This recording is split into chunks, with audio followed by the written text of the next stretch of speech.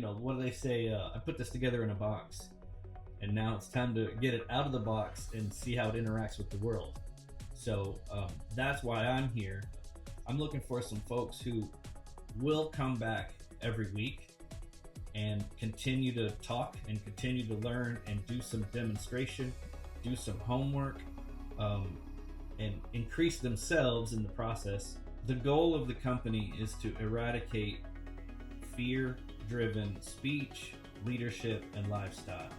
And that includes the Bible and a lot of biblical concepts and things like that. And so I'm basically just doing all of this in the name of Jesus. Amen.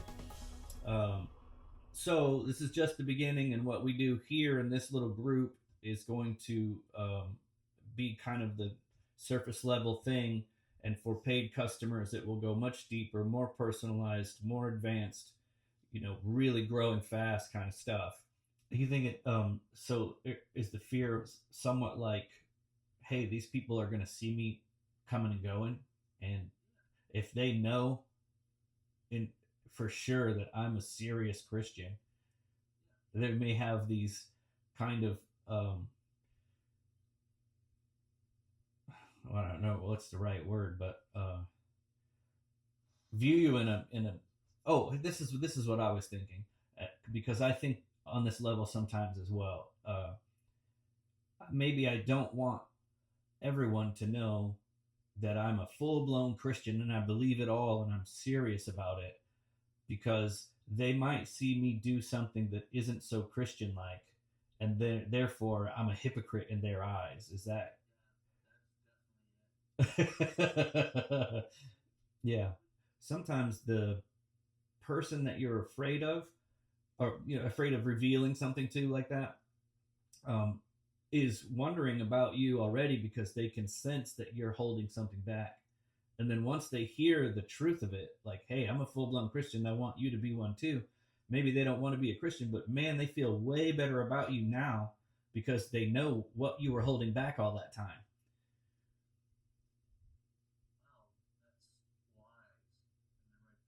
that's wise. Well, think about it that way too. Like when you're being sold something by a salesman, they come in your house, maybe you're trying to buy a new bathtub or something, and they come to outfit your bathtub. And the salesman is nervous about pitching the sale because he knows his bathtub is too expensive. So you as a customer, you just want a bathtub, but you can sense that this guy, something's wrong with him, because in his mind, it's affecting his aura, the space around him is affected by the nervousness he has about the price.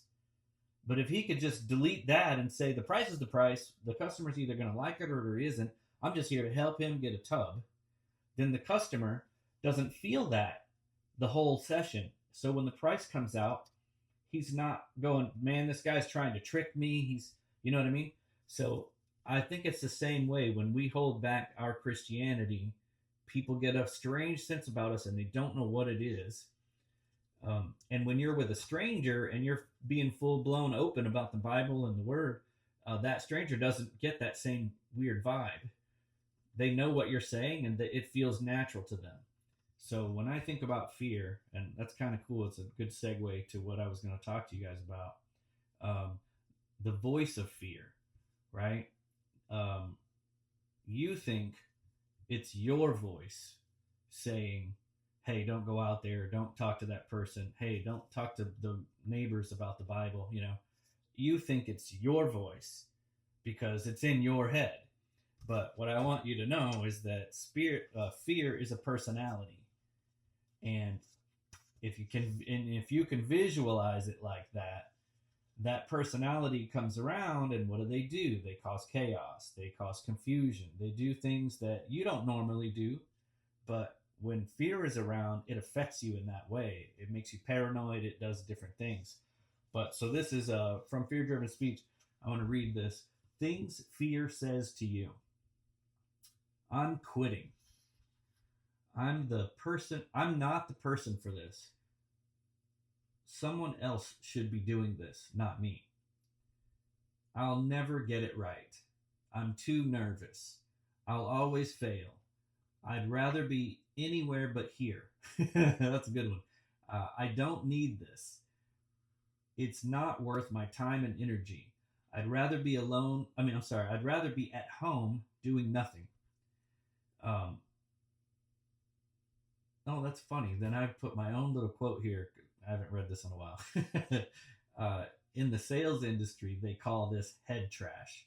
I say, so what I say is fear leads to resistance. Resistance leads to hopelessness. And this is what hopelessness sounds like. These ideas that come into your mind, they're not of you. For God did not give us the spirit of fear. So as soon as we can capitalize on that idea that this is external, and it's just like, if I invited three friends over and one of those friends behaved the way fear does, I would naturally move toward the other two friends and leave him as far, stay away from him as far as possible because he makes me uncomfortable. But we don't do that with fear. We just go, whoop, you're right in here, buddy. Come on inside and hang out. And then we'll go through day after day together. And so it's a term that I came up with when I was doing tech school instructor duty, and we had to go to the dorms and monitor the students every other weekend or something like that. I'd get rotated in to go do that. And what I found is that students would end up with the wrong student friend and get themselves in trouble. And and and what I developed from that was an idea called holding hands with stupid. You can't just hold hands with anybody. You've got to validate who they are and what they're about and figure out, do I want to be around this person all the time and let them influence me, or go the other way?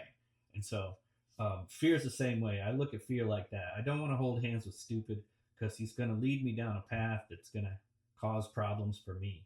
It's unnecessary. Well, I think that's partially true. That there are some personalities that they just don't want to see it. They don't want to experience the emotion from somebody else. When they have hard times and their emotions come out, it's okay, but they don't want to watch someone else do it, right?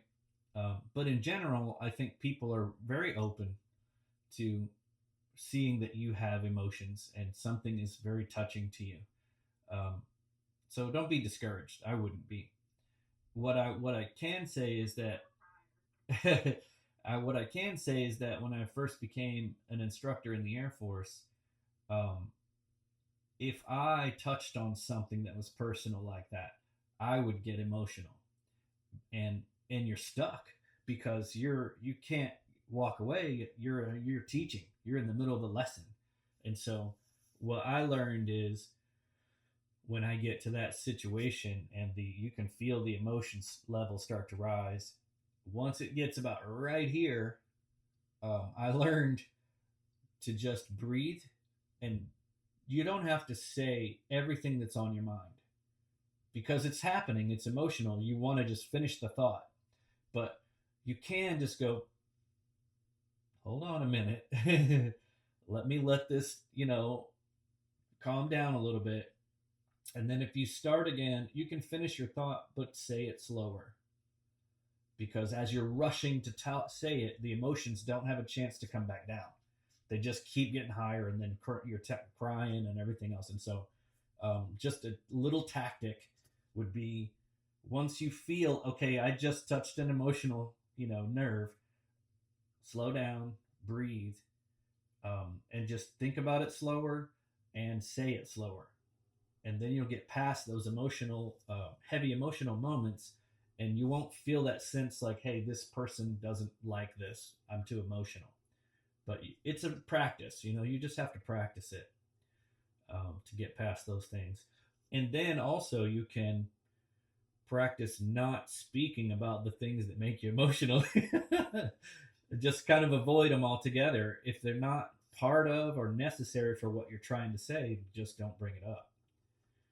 But that doesn't mean that you're a bad person, or that what you have in your heart is not good quality. It just means there are some that don't want to see emotions unless they're going through it.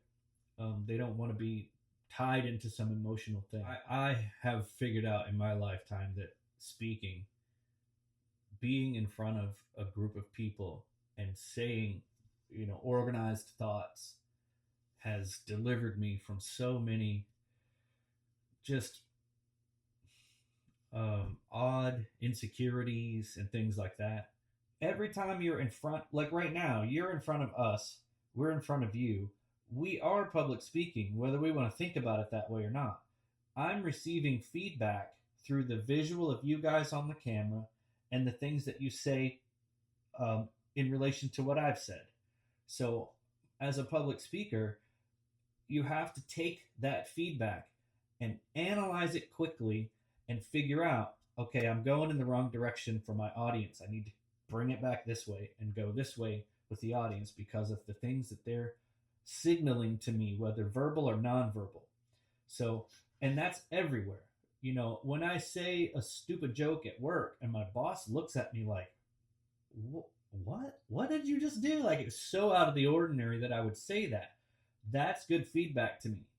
So now the feedback loop for me is, now that he's been shocked by something I've said, what will he do with it?